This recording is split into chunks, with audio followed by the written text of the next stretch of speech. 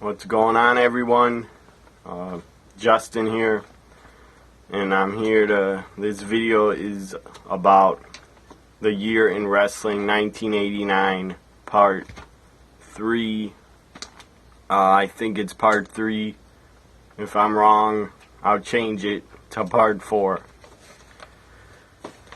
First off, before I talk about Clash of the Champions from September 89, which was Clash of Champions 6, Clash of Champions 8 from September 89. Before I talk about that, just gonna show this. Got this in the mail today. It's pretty cool. Fireworks place is mailing me this. For some reason, I didn't buy fireworks last year before the 4th of July. My neighborhood is fucking nuts. Before the 4th of July, they shoot fireworks off from probably 6 p.m. until 3 in the morning. And then on the 4th of July, they shoot them off more. And they shoot them off the entire weekend before the 4th of July. My neighborhood is insane.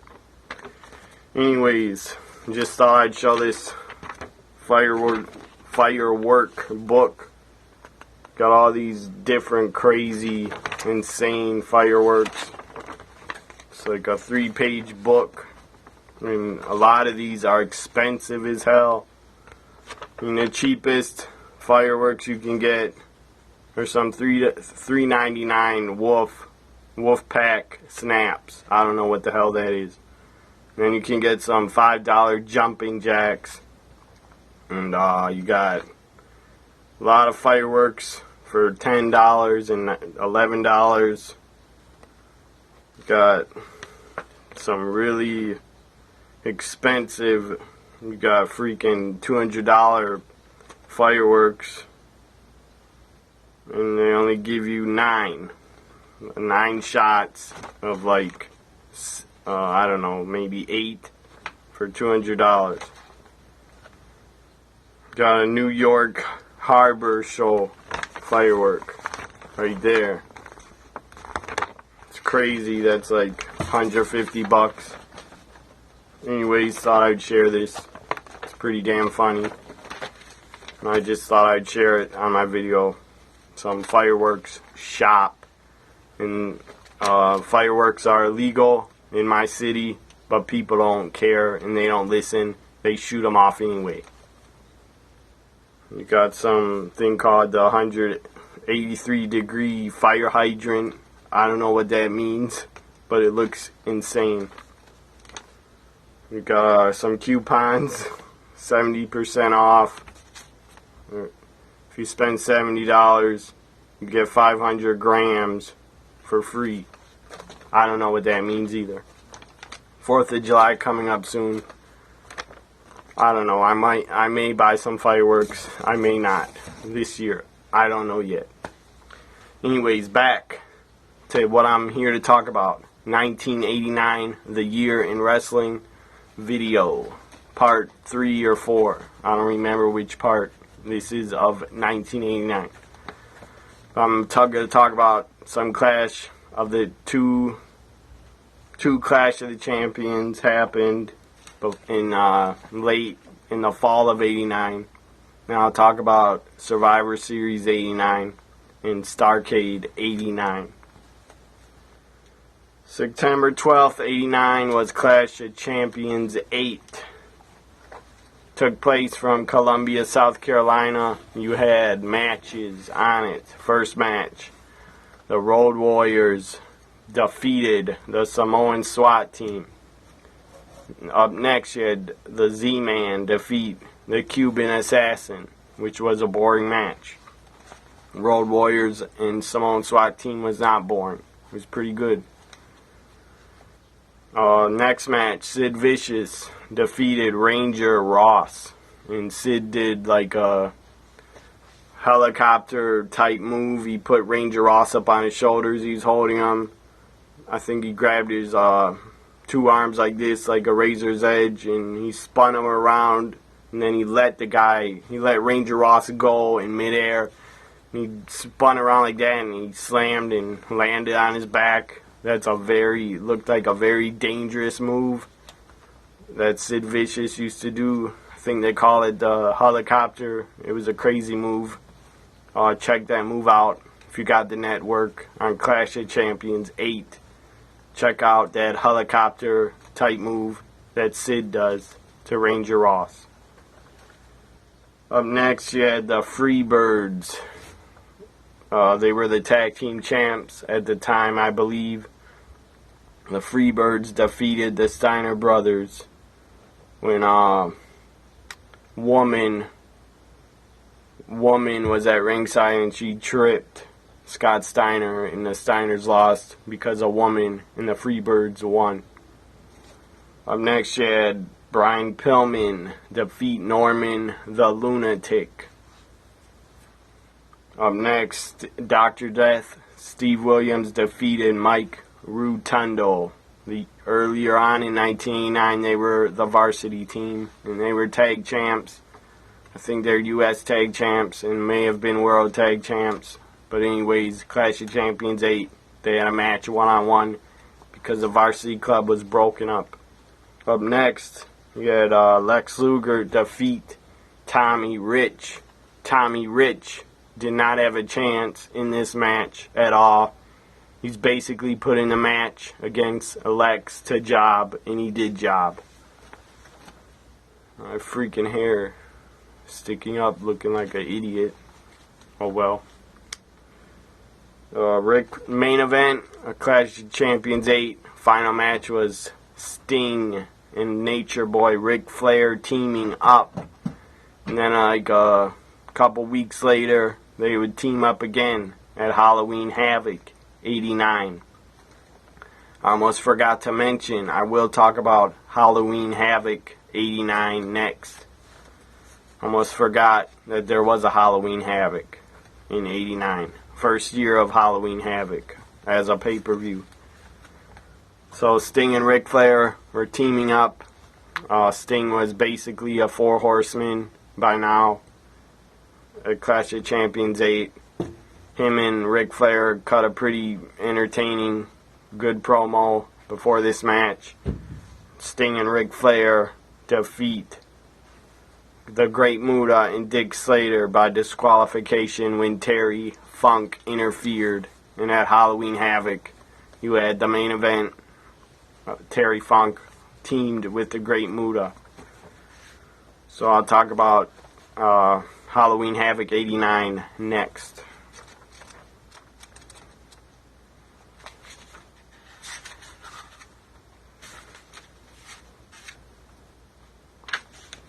Halloween Havoc, one of my favorite late 80s WCW pay-per-views. Halloween Havoc 89.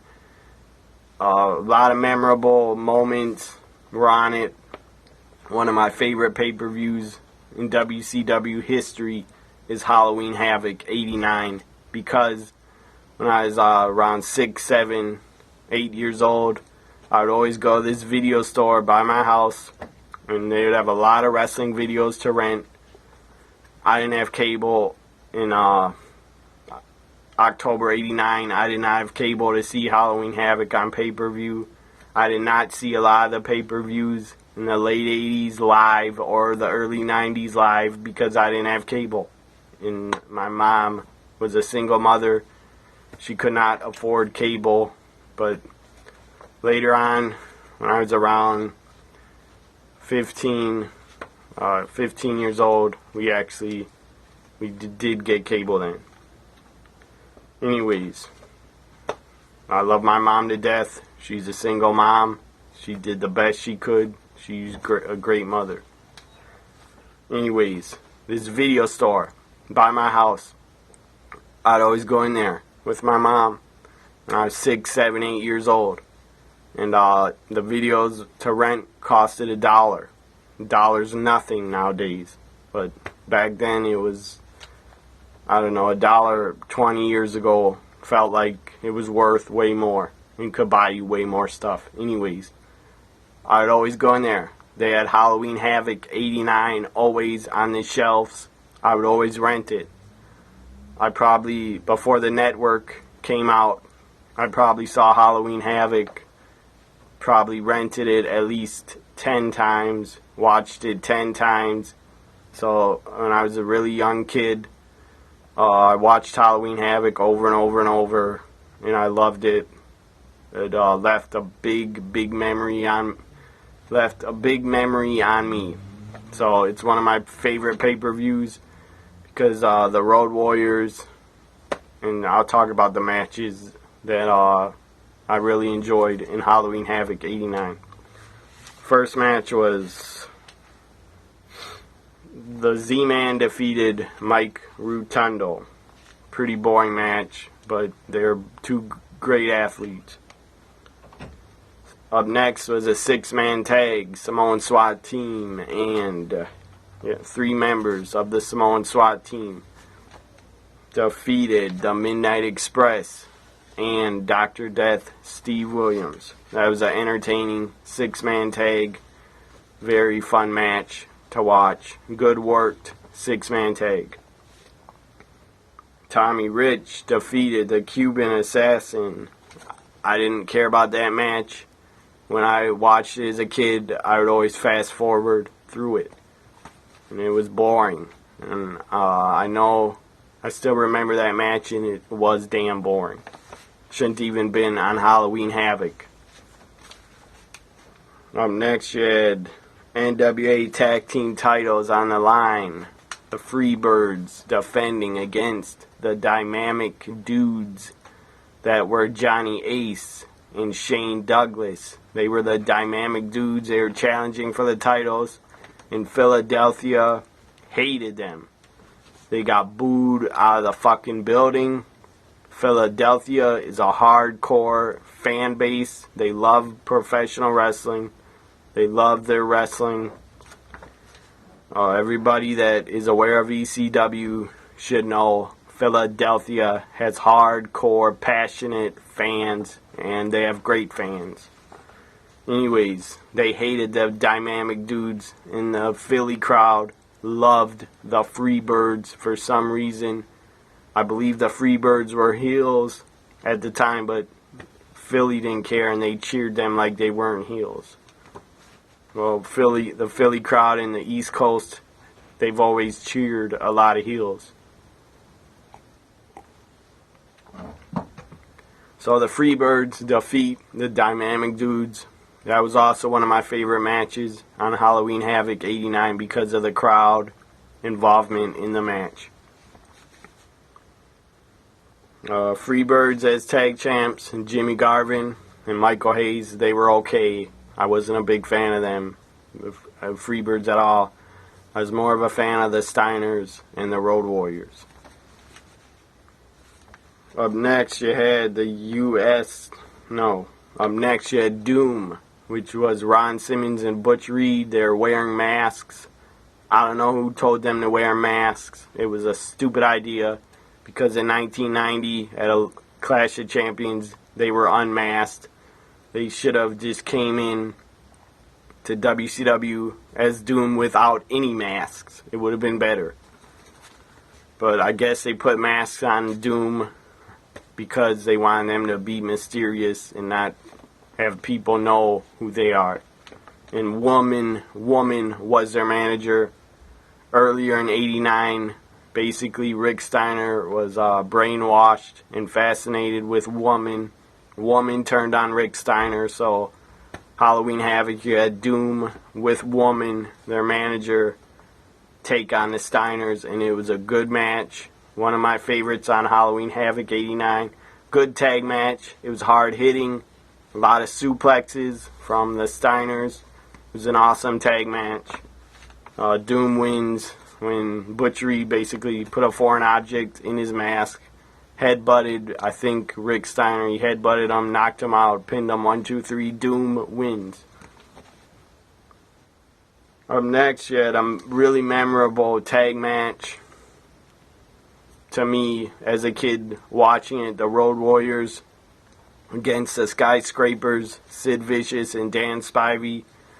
And the Road Warriors came out to the Iron Man music. I believe Black Sabbath did this song. It came out to the Iron Man theme. Everybody should know what that is. It's the Iron Man theme. It's an awesome song. Anyways, Road Warriors came out to Iron Man, and I was freaking hooked and fascinated, and I love the Road Warriors ever since I've seen them came out.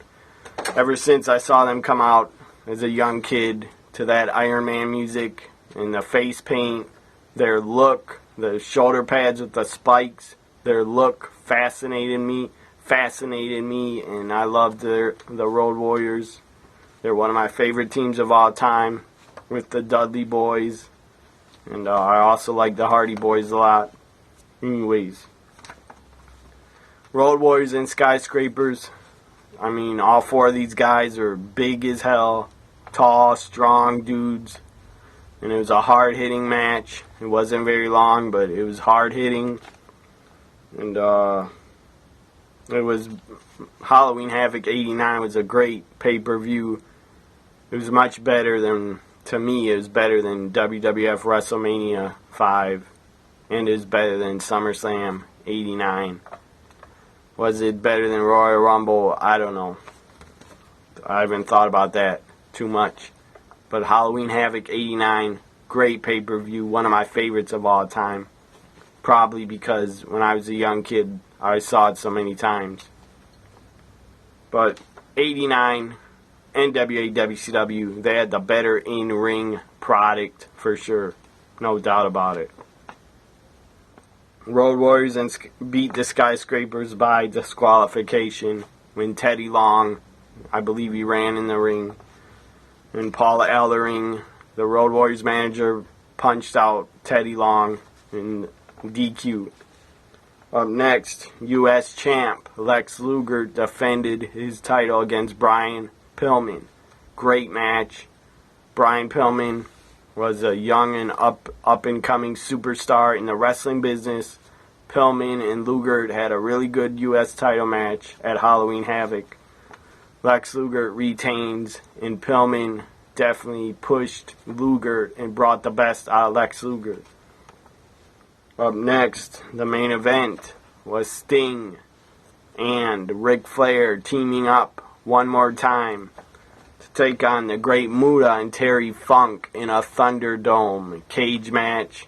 Thunderdome cage is basically came down outside the ring. It was basically came down outside the ring like a Hell in the Cell does, but it wasn't a mesh cage. It's these square, like dinky, square, flimsy, square steel bars. So, whatever. Thunderdome cage.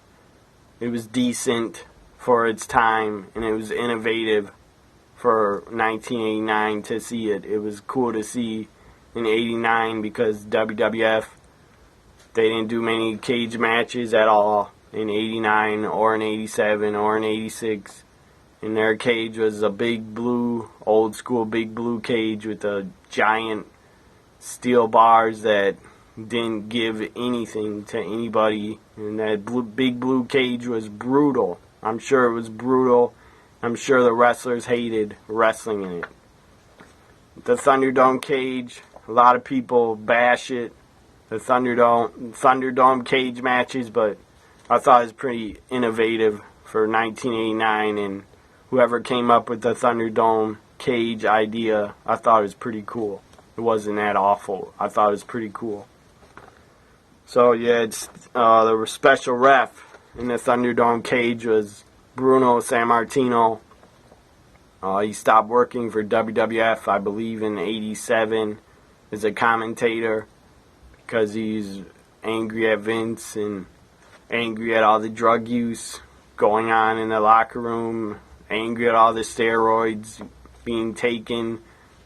I'm sure he saw guys taking steroids and needles were probably laying all over the place, but big deal. It was the late 80s and everybody was doing drugs and taking pills and doing steroids just about everybody.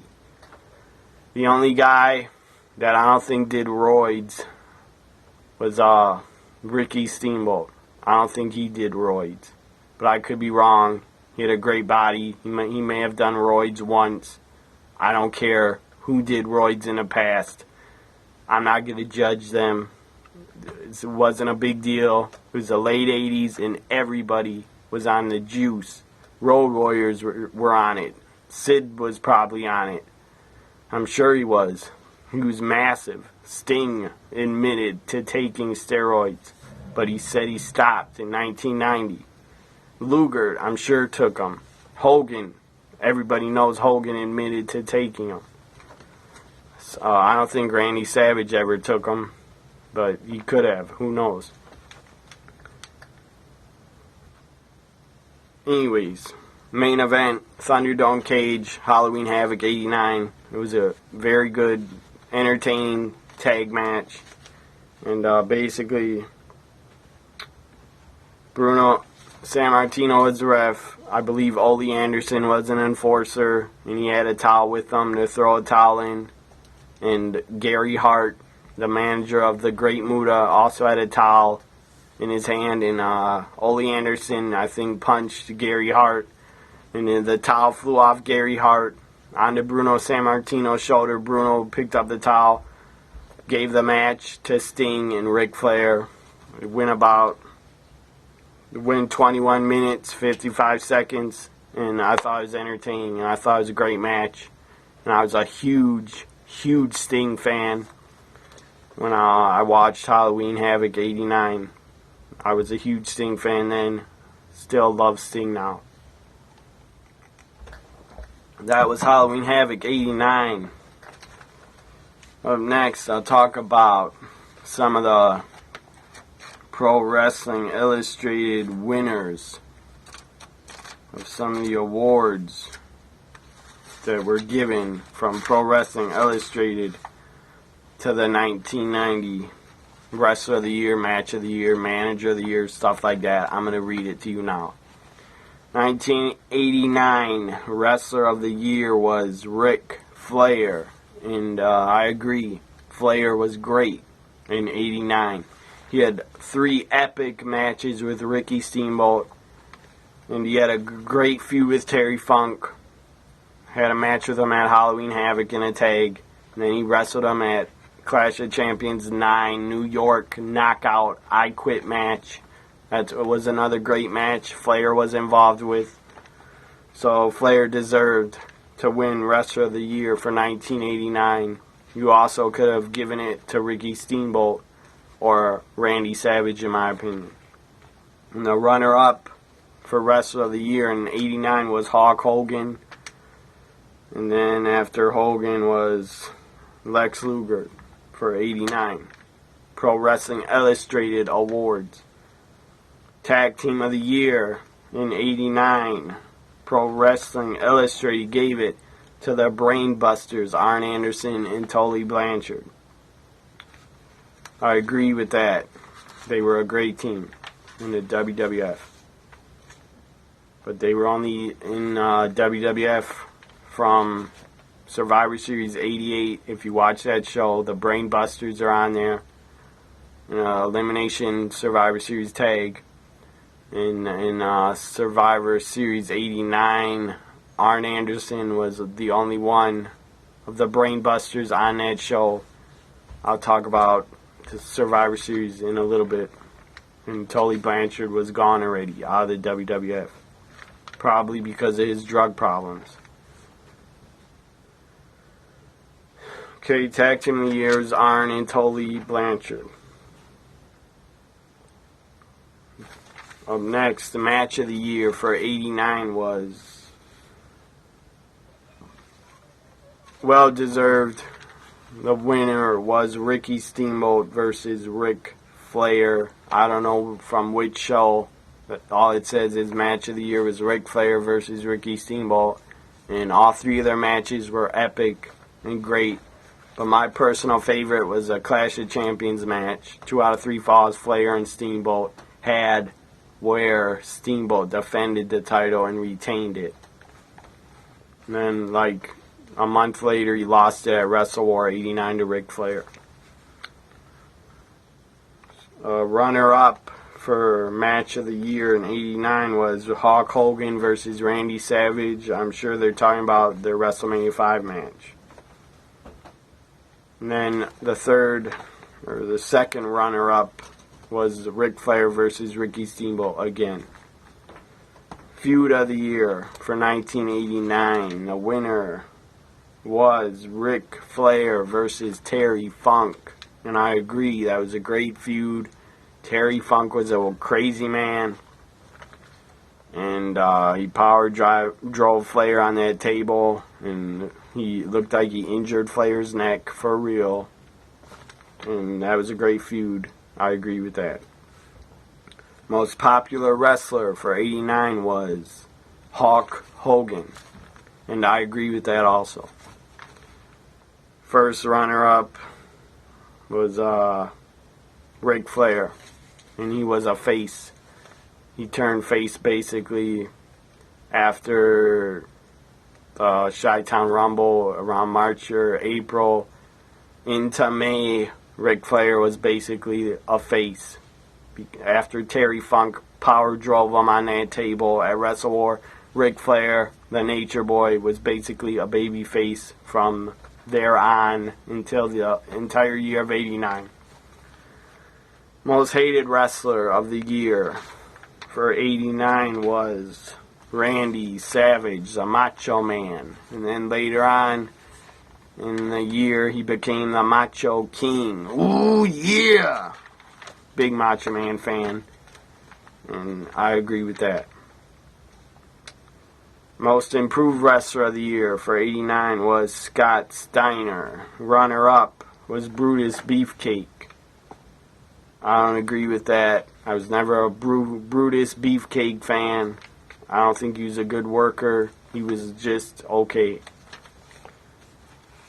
Inspirational wrestler of the year went to Eric Embry. I believe he worked in USWA. I don't know if it was called USWA at the time in 89, but he was in Texas, basically in the USWA or the WCCW. Eric Embry wins that.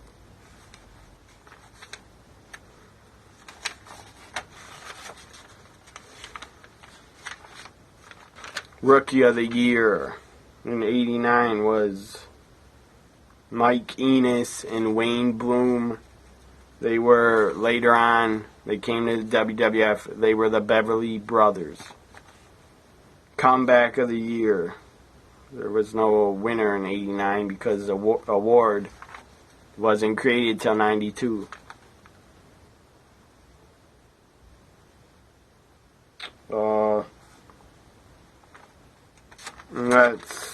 That's all the awards there is for 89. Now I'm going to talk about Clash of Champions or Survivor Series. I don't know which one happened first. It wasn't Starrcade. That happened December. So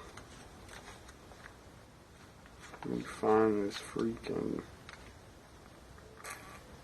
November 15th, 89.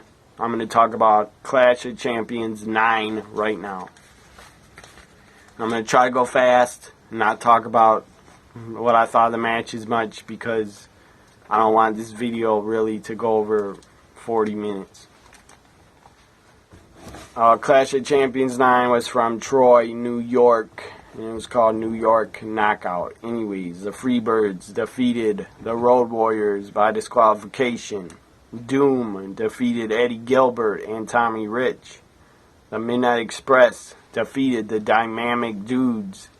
Steve Williams pinned the Super Destroyer. I believe the Super Destroyer was a masked man and a jobber. The Steiners defeated the New Skyscrapers by disqualification.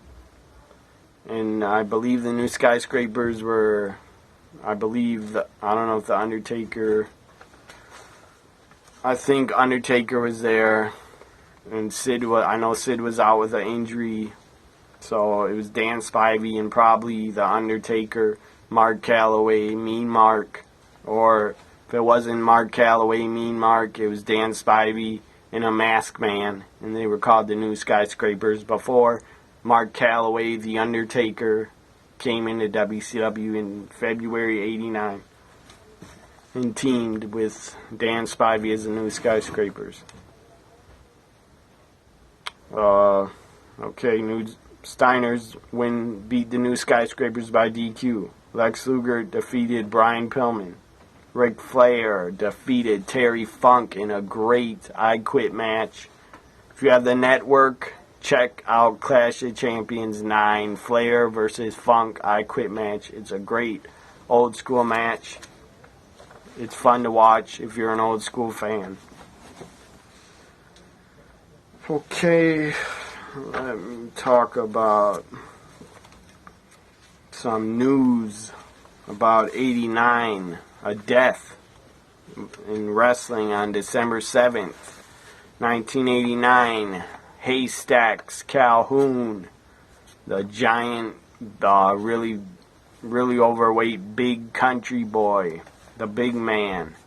A lot of fans might not know who he is. He's featured on the Giants, or the biggest Giants DVD on the network to watch. He's on the Giants DVD.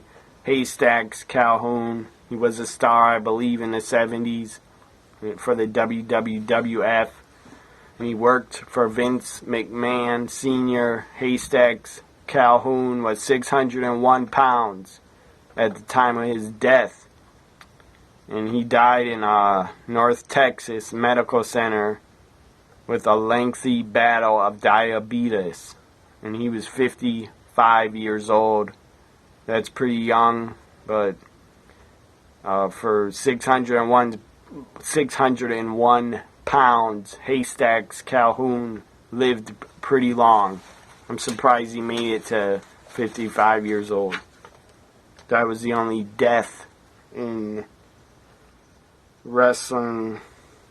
You had another woman, legendary women's wrestler, die in February 18th, '89. I never heard of her. Also, a legendary wrestling promoter, Paul Bosch, also died in '89. In 1989, March 7th, Paul Bosch died. He was 76 years old. And also, Eduardo Perez died. He was 61 years old on September 7th, '89. If you hear some yelling in the background, I apologize. It's my stupid brother arguing with my aunt. They're up in the house and they just start arguing and yelling at each other. If you can hear that, I apologize. They're being a bunch of idiots. And I'm going to yell at both of them when I'm done doing this video. They love to argue with each other. Don't ask me why. My aunt just came over, and now my brother and her are fighting. I don't get it, why they're fighting, but I don't really care why. It's just freaking stupid that they're doing it when I'm doing a video, and I'm trying to talk. But families fight. Every family fights and has disagreements, I guess. But I apologize again. Talk about the attendance to some of the shows in the late fall of '89. Some of the big pay-per-views. I'm going to talk about the attendance. You had, this is in '89.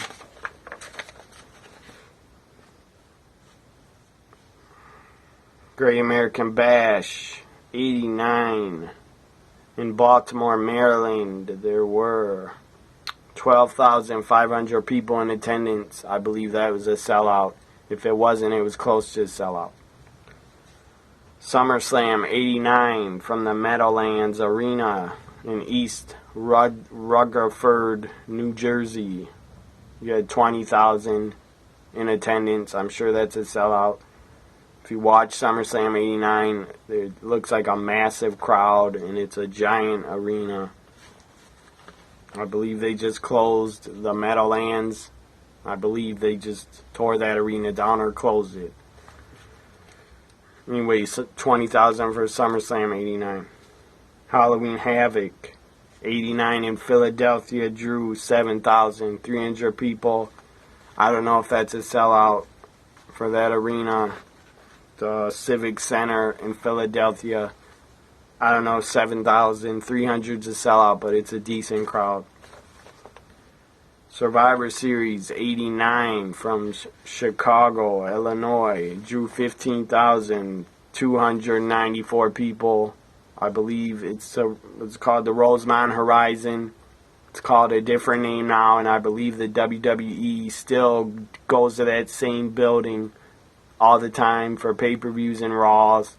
They always go to the same building in Chicago, in Rosemont, Illinois. I believe where it is Rosemont, Illinois. They always go there to this day, and SummerSlam 89 was held there. I believe WrestleMania 2 was also held there. Starrcade 89 in Atlanta, GA. You had 6,000 people show up at the Omni. That's not a sellout, but it's an okay crowd. Now I'm going to talk about Survivor Series 89. And I'll go quick, because this video has gone on too long.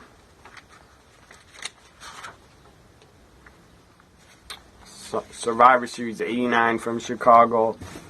First Survivor Series elimination tag match. You had the Dream Team, Dusty Rhodes, the American Dream.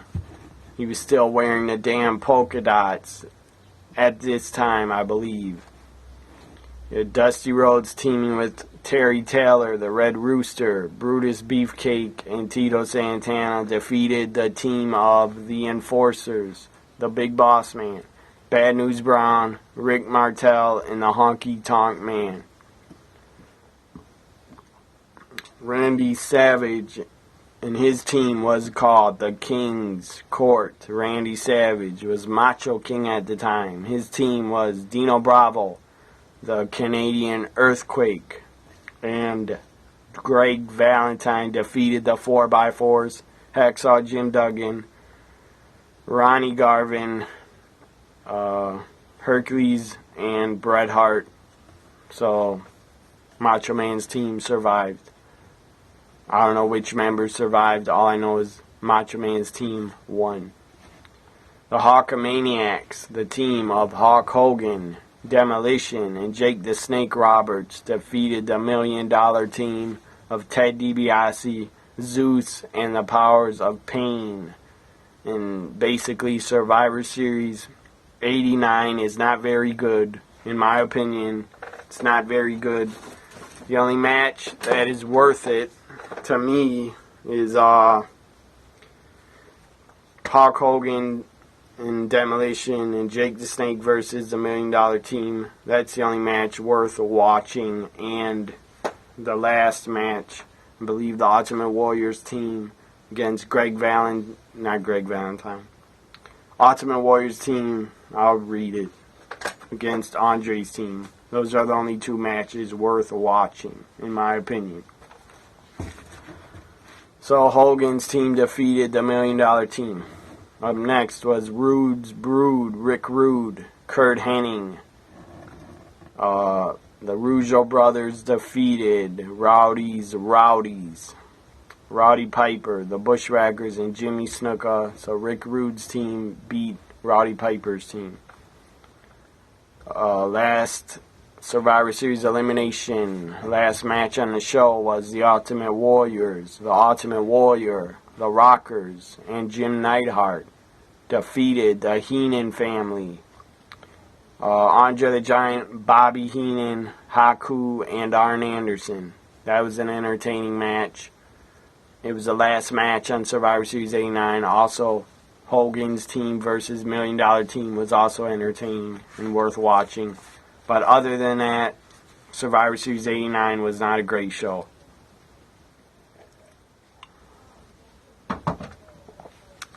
Up next, I'm going to talk about Starrcade 89 Future Shock. It was an Iron Man tournament. I think you had 4 tag teams or 3 tag teams, 4 or 3. I believe it was Skyscrapers, or maybe Skyscrapers were taken out, I think, because Sid had an injury. So Samoan SWAT team was involved. The Steiners were involved, and the Road Warriors were involved. It was I think 3-team Iron Man tag team tournament. There was a point system.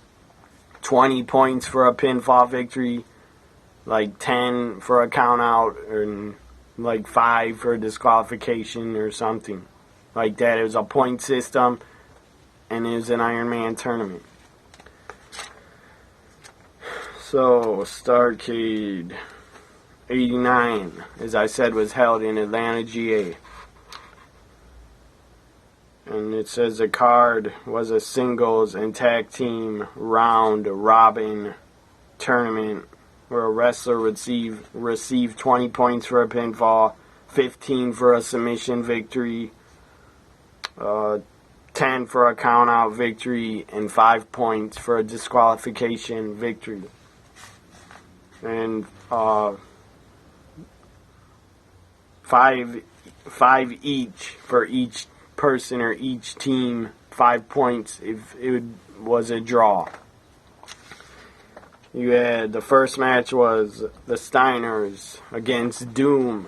Doom was a 4th team. The Skyscrapers were not involved because Sid was injured, and for some reason Midnight Express, I don't know why they weren't on Starrcade 89. They should have been, but they were not on the show, involved in the tag tournament. That was very odd to me. I guess Jim Cornette had heat, and someone, probably dumbass Jim Hurd that ran WCW, he probably left the Midnight Express off Starrcade on purpose. So, Steiners defeat Doom in the first tag tournament match by countout. Road Warriors then defeated Doom. So Doom has 0 points, and they were already in 2 tag matches. Then you had the Steiners defeat the Road Warriors. So the Steiners basically had probably 25 points or 30 points. Steiners were leading the tag tournament. And the Road Warriors had 1 win. Doom had 0 wins. Steiners had 2 wins. The new Wild Samoans beat Doom. So Doom had 0 victories. They were 0 for 3. Unbelievable. The Wild Samoans then, the new Wild Samoans defeated the Steiners by disqualification. The Road Warriors then defeated the new Wild Samoans. So the final score in the tag tournament at Starrcade 89 was the Road Warriors had 40 points. The Steiners had 35 points. The new Wild Samoans had 30 points. Doom had 0 points. Doom had an awful showing. I feel bad for them. They had a really bad showing. Both Butch Reed and Ron Simmons' first Starrcade. The Iron Man singles competition tournament, whatever you want to call it. You had Lex Luger defeat Sting by pinfall. And then you had Ric Flair pin the Great Muta. And then you had Sting take on the Great Muta and defeat him by pinfall. So Sting went 1 for 1 so far. Flair was 1-0. Luger was 1-0. Then you had Flair and Lex Luger battle to a draw, so they both get 5 points. Then Lex Luger beat the Great Muta by disqualification when Muta blew mist, green mist in Lex Luger's eyes. Sting pinned Ric Flair. So the final scores were Sting with 40 points, Lex Luger with 35, Flair with 25, and Muta with 0. Unbelievable. They should at least gave the Great Muta one victory. He deserved it. That was Starrcade 89. It was a damn good wrestling show. If you like good wrestling, the Iron Man singles tournament was great, and the tag tournament was pretty good. So if you like a lot of old school NWA, WCW late 80s good wrestling, check out Starrcade 89. It's on the network. It's a good show. It's a little bit better than Halloween Havoc 89. Starrcade 89, great pay-per-view, probably the best one WCW did the entire year of 1989. Starrcade 89, in my opinion, was the best show they put on. Okay, that ends this video on my series, The Year in Wrestling. I will be back soon. Couple days, I will add and upload The Year in Wrestling 1990 Part 1 in probably by Saturday. Today's Wednesday, so I'll have 1990 Part 1 up if anybody cares to watch it. I'm sure only hardcore wrestling fans will be watching my Year in Wrestling videos. I don't really care how many watch them. I'm not here to get 200 views or 500 views. I'm not here for that. I'm here to talk and do these videos on the Year in Wrestling every year up till 2015. I'm going to do videos on the Year in Wrestling because I love the business. I love pro wrestling and I love to talk wrestling. So I'm doing these videos for basically hardcore wrestling fans that know their history and that watched for over 25 years or have been longtime fans. Thank you for watching my videos about the Year in Wrestling. This was 1989 Part 3, I believe. Hopefully I didn't get that wrong and it's Part 4. I think I'm on Part 3 of 1989. I talked about the entire year, about the big events, the pay-per-views, and a lot of Clash of Champions in 89. As I said, I'll be back in a couple days and I'll do 1990 Part 1. Today's Wednesday. NXT's tonight. Lucha Underground's tonight. Ring of Honor replay is tonight on Destination America. And then the night ends with 2 hours of TNA. It's Destination X tonight. I'm looking forward to TNA Destination X, Rockstar Spud challenging Kurt Angle for the world title. That should be great. And I'm sure there's other good matches that are going to be on Destination X. TNA has a great roster. Everyone should support them and quit bashing them and quit wanting them to die. Anyways, I'll stop talking about what's going on tonight, current wrestling. Thanks for checking this video out on the Year in Wrestling 1989 Part 3. Bye for now, everybody.